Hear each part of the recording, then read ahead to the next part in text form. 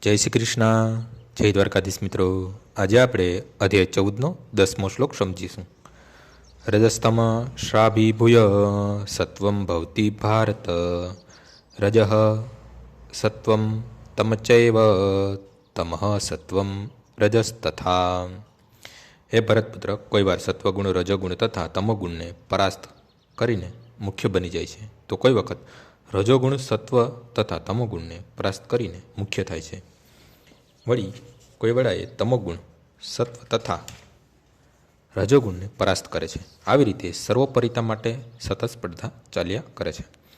જ્યારે રજોગુણ સર્વસ્વ ધરાવે છે ત્યારે સત્વ તથા તમોગુણ પરાભવ પામે છે। જ્યારે સત્વગુણનું વર્ચસ્વ હોય છે ત્યારે રજોગુણ તથા તમોગુણનો પરાભવ થાય છે, અને જ્યારે તમોગુણનું વર્ચસ્વ હોય છે ત્યારે સત્વ તથા રજોગુણનો પરાભવ થાય છે। આ હરીફાઈ સતત ચાલ્યા કરે છે। માટે જે મનુષ્ય કૃષ્ણ ભાવના રૂપમાં ખરેખર ઉન્નતિ કરવા કૃત સંકલ્પ હોય છે તેણે આ ત્રણેય ગુણને ઓળંગી જવું પડે છે। પ્રકૃતિના કોઈ એક ગુણને પ્રધાનતા મનુષ્યના આચરણમાં, કાર્યોમાં, ખાવા પીવા વગેરેમાં પ્રકટ થતી હોય છે।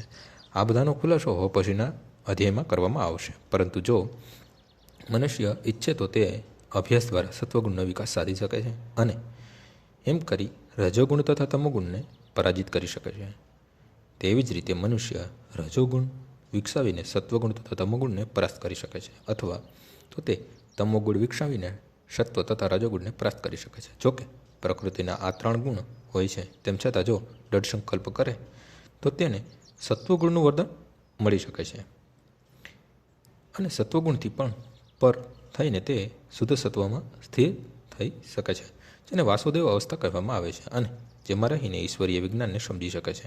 મનુષ્ય કેવા પ્રાકૃત ગુણમાં સ્થિત છે એ તો વિશિષ્ટ કાર્યોની અભિવ્યક્તિ દ્વારા જાણી શકાય છે। આજનો શ્લોક અહીં પૂર્ણ થાય છે। આવતીકાલે ફરીથી સવારે 6 વાગ્યે મળીશું। જય શ્રી કૃષ્ણ।